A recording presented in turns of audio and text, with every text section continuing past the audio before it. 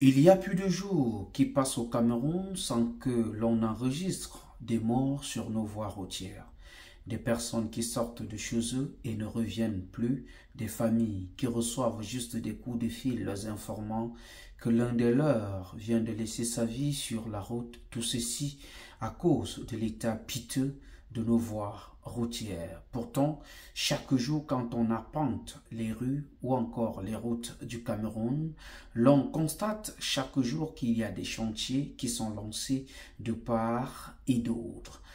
Et après, l'état des routes ou encore les routes qui nous sont livrées n'arrivent pas à résister sur un an.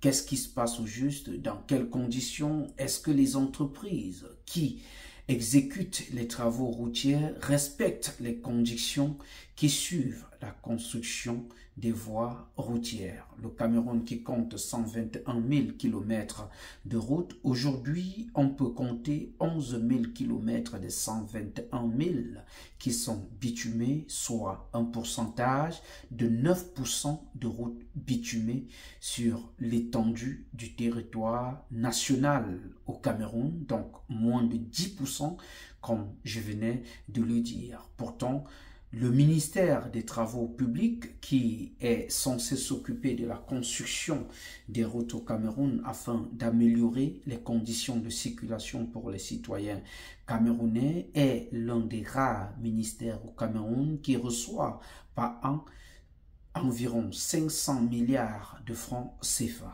Que fait ce ministère des 500 milliards de francs CFA qui lui sont versés chaque année par le gouvernement camerounais pour améliorer les moyens de transport au Cameroun?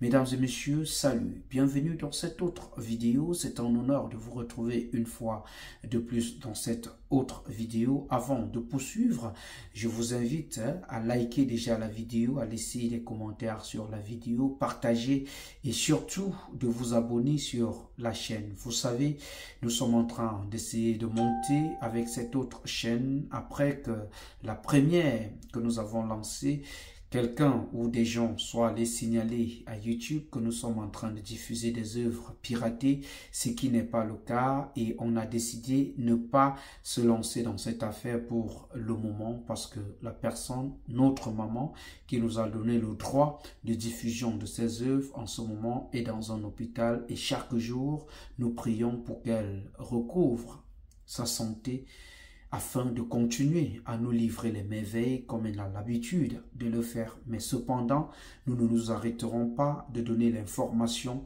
sur ce qui se passe dans notre pays. Et aujourd'hui, nous sommes là pour parler de l'état de nos routes. Au Cameroun, je vous disais tout à l'heure, le Cameroun compte 121 000 km de route et sur les 121 000 km de route, on enregistre 11 000 km de route seulement qui sont bitumées. Donc, 110 km de route restent dans un état, comme vous connaissez, non bitumé au Cameroun. Donc, il faut dire que le Cameroun n'a pas de route.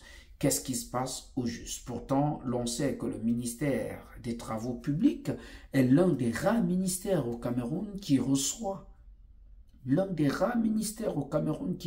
chaque année un budget de 500 milliards de francs CFA.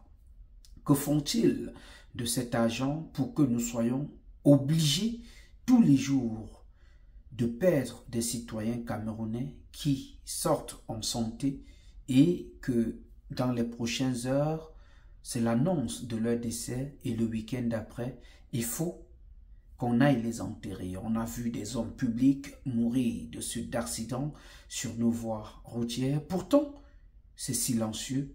Personne ne dit rien.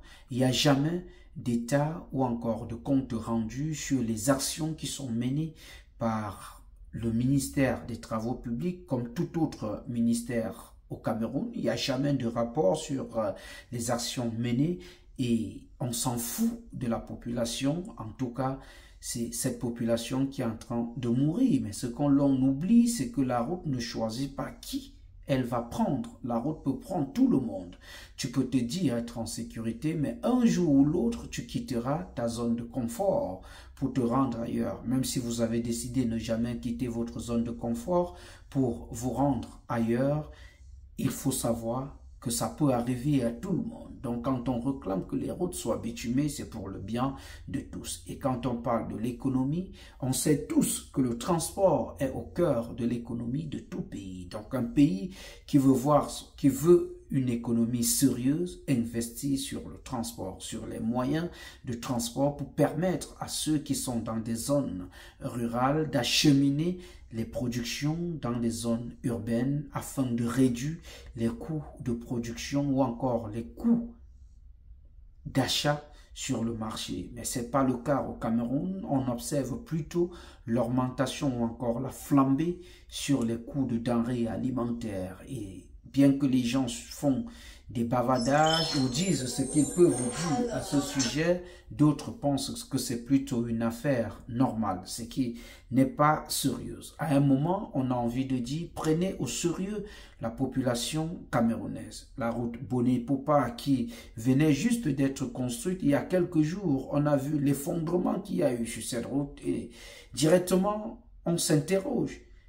Est-ce que les routes qui sont faites au Cameroun sont faites dans les conditions de l'art, sont exécutées dans les conditions de mise sur pied d'une route? Ou encore, est-ce que les entreprises qui gagnent le marché de construction de nos routes essayent de se servir de l'argent de l'État pour donner un mauvais résultat au Cameroun? Qu'en est-il de l'audit au Cameroun? Est-ce qu'il y a l'audit après qu'une entreprise gagne un marché? Est-ce que le ministère des Travaux publics fait l'audit pour s'assurer que l'entreprise a bel et bien respecté les contrats qui ont été signés entre l'entreprise et le ministère des Travaux publics? Parce que le Cameroun, les Camerounais ont besoin de ce compte rendu. On parle là quand même de ce qui permet aux citoyens camerounais de se déplacer. L'autre point que je voudrais évoquer dans cette vidéo, c'est que l'on a observé qu'on ne suit pas la procédure normale de la matérialisation d'un certain nombre de faits au Cameroun. Comment peut-on comprendre qu'au Cameroun, on décide de construire des péages conscients qu'on n'a pas de route? Que sont devenus ces péages qu'on a construits? Est-ce que ces péages sont fonctionnels? Que sont-ils devenus? Mesdames et messieurs, je vous invite à prendre cet extrait et on se retrouve juste derrière. Il vous souvient qu'il y a une société dans ce pays qui a contracté avec l'État pour construire des péages automatiques qui auraient pu, dont les recettes auraient pu un peu soulager le budget destiné à l'aménagement des routes. Les péages ont été construits et ne sont pas utilisés à ce jour. Comment expliquer une telle situation? Comment peut-on contracter avec une société? La société mobilise des fonds pour construire des péages. Les péages sont construits. La société recrute des gens pour travailler. Les péages sont construits et à date, ils sont même en train de tomber en désuétude sans jamais avoir été utilisés.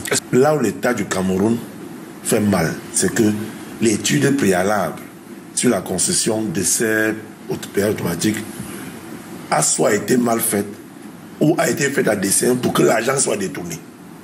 Pourquoi? Lorsqu'on finit de signer un contrat avec... Non, moi je dis ce qui est clair. Lorsque l'entreprise a signé le contrat avec l'État du Cameroun, elle devait construire 14 péages automatiques dans tout le pays. Le calcul du retour sur investissement a été fait. C'est pour ça que vous avez remarqué que l'État du Cameroun a lancé un contrôle systématique de péage en un mois sur certaines routes les plus fréquentées. Et l'argent reçu en un mois dans nos péages dépassait largement l'argent que ces gars-là déposent chaque année en un an. On se comprenne. C'est-à-dire, tous les jours, les péages, tous les jours qu'on a là, l'argent que les gars déposent dans la caisse de l'État est 10 fois, 100 fois, 1000 fois plus petit que ce que les gars ont fait un contrôle en 2 semaines, 3 semaines. Donc, depuis qu'on crée le Cameroun, il y a des détournements massifs. Deuxième chose, l'État a donc reconsidéré. L'État s'est trouvé que non, on a été floué. Parce que le gars qui a construit les péages allait se retrouver en moins de 3 mois. Il a rentré dans ses fonds. Terriblement terrible, comme on dit au quartier. Donc l'État a dit que mon frère, essayons de voir ce qu'on a dit qu'on allait te donner, revoyons, tu auras trop d'argent. Donc ils sont au procès et tout. On estime qu'ils vont trouver une solution. Charles, ça c'est l'information que je ne dépends personne. C'est très bien ce que tu dis. On sait que pour ce genre d'ouvrage, les PPP, les partenariats publics-privés, se fait en termes de contrat de concession. Dans la logique simple, ce sont les routes qui précèdent les péages. Parce que c'est l'argent de péage qui permet, effectivement, d'entretenir les routes. D'abord, en amont, comment ça se fait dans l'esprit des gens qu'on puisse mettre les péages avant les routes? Voilà. Pourquoi à chaque fois, on doit faire face aux problèmes de routes nouvellement construites au Cameroun? Ça, c'est une question primordiale. Parce que la majorité des routes qui nous lâchent sont des routes qui n'ont pas fait 3 ans. Sont des routes qui sont nouvellement aménagées et très tôt, ce sont des nids d'oiseaux qui se mettent sur la route partout. On fait des centimètres de route et on les appelle des routes au Cameroun. Et l'autre question, c'est quel est le bilan qu'aujourd'hui l'on peut faire qu'on peut apporter depuis que M. Nganou Djumessi est ministre des Travaux publics. Je vous invite une fois de plus à prendre cette vidéo. Moi, j'ai vécu à Bonaveri pendant 4 ans. La route qui va du grand hangar, de l'ancienne route, jusqu'à 4 étages, avait été construite, réceptionnée, et 4 mois après, il y avait déjà des nids d'éléphants, des nids de poules sur la chaussée. Pourquoi? Parce qu'il y avait 2 cm de goudron seulement sur la route. Où est passé l'argent? Le ministère des Travaux publics est l'un des rares ministères au Cameroun qui a plus de 500 milliards de budget annuel. Mais qu'est-ce qu'ils ont fait? Nous avons au Cameroun 121 000 km de routes, parmi lesquels 11 000 km bitumés seulement. Moins de 9% de routes bitumées au Cameroun. Récemment, il y a un rapport de la conférence des experts pour le budget d'exécution qui évalue les travaux additifs à près de 217 milliards. Mais Nganou estime que c'est très peu, le ministre estime que c'est très peu, il faut 719 milliards. Pour finir les 29 km, par exemple, de l'autoroute Douala-Yaoundé. Mais c'est insensé. Pourquoi autant d'argent? Il n'y a jamais de rapport d'évaluation, d'activité, et chaque fois le budget remonte. Comment ça peut se faire que dans un ministère qui ne rend jamais de rapport d'évaluation, le budget ne fait qu'augmenter? On n'a pas besoin de lire un rapport, d'ouvrir un livre pour se rendre compte que l'état de la route au Cameroun est piteux. C'est piteux. Le bilan de M. Nganou Djumessi est catastrophique. Et il faut le dire. C'est l'un des pires ministres qu'on a eu au Cameroun depuis les années d'indépendance. On ne demande pas trop à l'État, on demande juste le suivi, de s'assurer que l'économie ou encore l'argent du contribuable camerounais que l'on donne aux entreprises pour la matérialisation ou encore la réalisation des voies routières soit suivi et qu'on se rassure qu'effectivement les travaux suivent le cours normalement et que les dates de livraison sont respectées. On voit des routes qui sont débutées, on déborde des dates, on continue et on renouvelle le budget à chaque fois. Pourtant, on connaît des Camerounais qui vivent dans des maisons sans savoir ce qu'ils vont manger le lendemain.